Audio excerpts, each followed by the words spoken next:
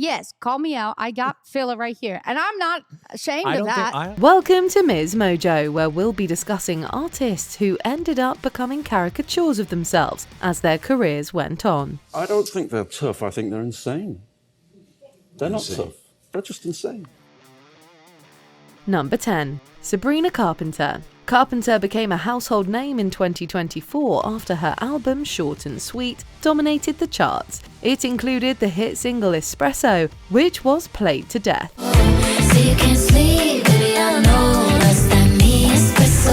One of the reasons she was so appealing was how sex positive she was, something many women found refreshing. In 2025, she announced a follow-up album, Man's Best Friend, with a highly controversial cover.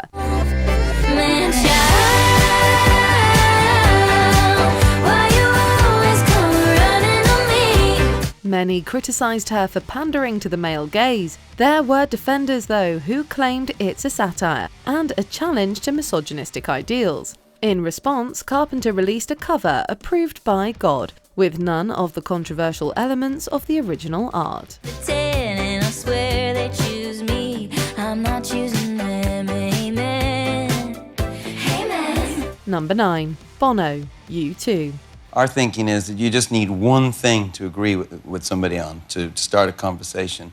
And the fight against extreme poverty, we thought, was worth a conversation with anybody. Bono is most famous for being the frontman of the Irish band U2. He also earned a reputation as an activist, but some critics paint him as a bit of a hypocrite. Despite being an advocate for social justice, he's been criticised by some for his efforts to improve conditions in some African countries. There's a real feeling in America that the world does not understand what America is about.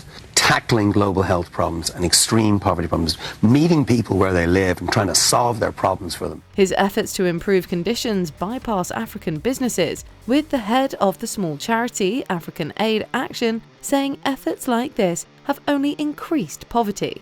Additionally, Bono's been known to avoid taxes, which harms the less fortunate, whom he considers himself a champion of. It's irritating. Some people don't like the idea that companies can make profit, but we want them to make profit on this because it makes it sustainable. Number 8. Green Day. To the bone, no doubt about it. Back in the 90s, Green Day was at the peak of the contrarian punk movement. Their raw, angsty sound earned them a huge following. But as their careers went on, they became the exact type of rock band the punk movement was meant to challenge. Their 21st century releases feel like a rehash of Rebellion, making the band appear like they're simply cosplaying their younger selves. Their music also feels increasingly formulaic, with almost none of the energy they used to have.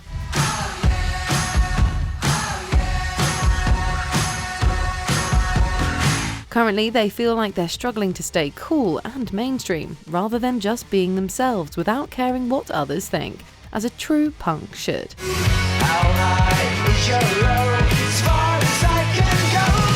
Number 7. Madonna. She's been called the Queen of Pop, and for good reason. For decades, she was one of the best-selling musicians globally. In her prime, she constantly reinvented her image, style, and persona.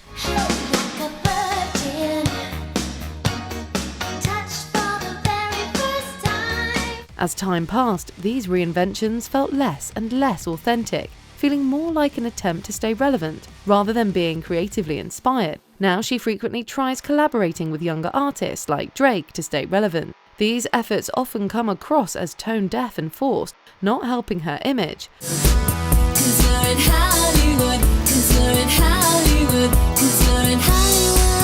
Still, Madonna was a trailblazer, and we have to appreciate her immense contributions to the industry. We just wish she were still as creative as she used to be. I'm gonna start with dating younger men. How about that? You guys think that's funny? Yep. You think that's funny? Yeah, you do, don't you? Okay. Number 6. Eminem. In the early 2000s, Eminem became known as one of the most savage rappers in the game. This guy don't want to battle. He's shook, cause ain't no such things as halfway crooks. His early music was revolutionary, But over time, his outrageous persona had felt increasingly repetitive. He's still technically gifted, but he seems to prioritize speed and the complexity of rhyme schemes rather than lyrical substance. Rap sheet what attracts these people is my gangster bitch like Apache with a catchy jiggle. I stack chips, you better got a half-eat Cheeto. He's also no longer untouchable. Now he feels like he's begging for a fight, daring people to diss him, but no one really cares about insulting an old man. Eminem still pretends he's hip-hop's apex predator, but that was over 20 years ago. I'm about to reach in my back, bruh. Like abracadabra. Number 5. Morrissey. I would go out tonight, but I haven't got a stitch to wear. As frontman of the Smiths, Morrissey considers himself a working-class hero. Now he's a vocal supporter of far-right nationalist movements. He went from being the charming man to the elderly relative who gets overly political at Christmas dinners. You know, it's the same old suit and tie, and you never see somebody who is absolutely, what is that? Who is this person? How interesting they look. They all look so uniform and... Tons of his fans feel betrayed by his political leanings and how hostile he appears towards modern culture. For instance, he was once spotted wearing a For Britain badge in a performance. For those unaware, even one of Britain's most right-wing politicians, Nigel Farage, called it a party of Nazis and racists. It feels like he cherishes being a divisive figure, as if he's doing it on purpose to stay relevant. I'm not a fan of modern music at all. I don't hear anything interesting at all.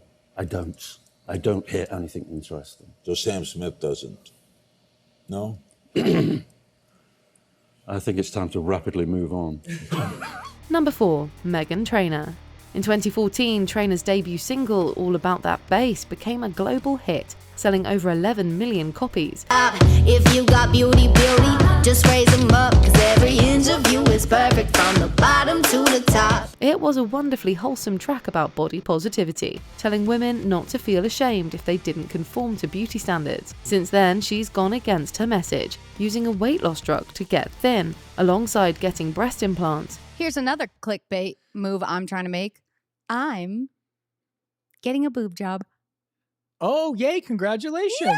Yay! It's her body, she can do what she wants with it, but it feels like a betrayal of the message of All About That Bass. Trainor became known for challenging beauty standards, but now that she conforms to them, she's nowhere near as popular. I mean, it's going to be huge for my confidence. Oh no, I'm just getting a lift. You know what I mean? Maybe a little, maybe a little implant, just so they're like, we are boobs, because right now they are not. Number 3. Snoop Dogg. Few rappers are as universally known as Snoop Dogg. So what you wanna do? I got a pocket full of rubbers and my homeboys do too.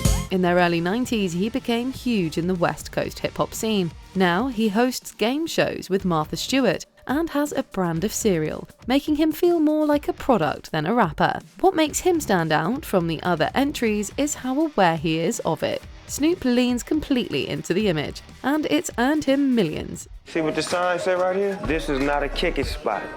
If you don't have any business in here, get out. For example, in 2023, he made headlines by announcing that he was giving up smoke. Many were concerned for his health, but it turned out just to be an advertising campaign for smokeless stoves. I'm going smokeless. Solo stove fixed fire. They took out the smoke. Clever. Number 2. Drake. As his career has gone on, Canadian rapper Drake has arguably become the king of an artist parodying themselves. In his early years, he came across like the sensitive lover, but now he seems to recycle the same themes over and over. Ever since I left the city,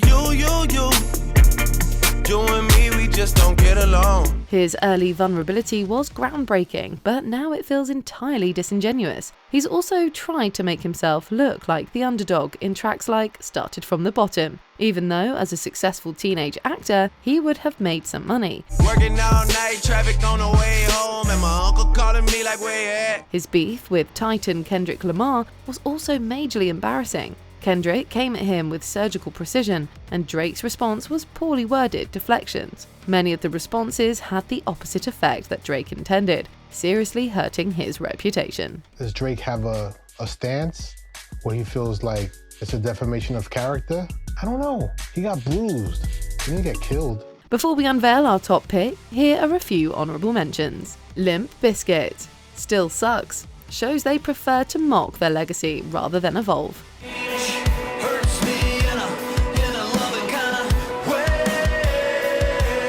Weezer. Cuomo's tracks still sound like a romantically frustrated teen, despite being married. You don't remember, you don't remember, why don't you remember my name? Ice Spice. Her recent tracks feel like a desperate attempt to keep viral. I be going hard.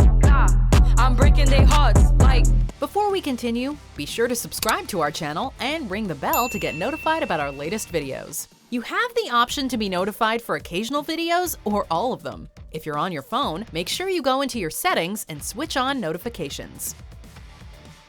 Number 1. Katy Perry. I kissed a girl just to try it. I hope my boyfriend don't mind it. In the late 2000s, Katy Perry was a pop powerhouse. Now she's a desperate trend chaser. With only a fraction of her previous popularity, her 2024 album 143 was an absolute disaster. Its lead single was the highly controversial Woman's World, produced by alleged abuser Dr. Luke. Some fans are calling Katy out for working with producer Dr. Luke on her female empowerment anthem. I don't know, the comments are crazy. Wait, what are they saying? Mood day, everybody has a feeling. It was feminist, but in the lowest effort way possible. The music video was highly scandalous, with all her dancers having the same body type. It felt like it was entirely appealing to the male gaze, with little empowerment. A generic attempt to relive her past glory. It instead highlighted how far she'd fallen from grace. There's a lot of people that are like, she's awful, she should go. You can't win them all. I think it's actually better not to win them all because that means that you have a point of view.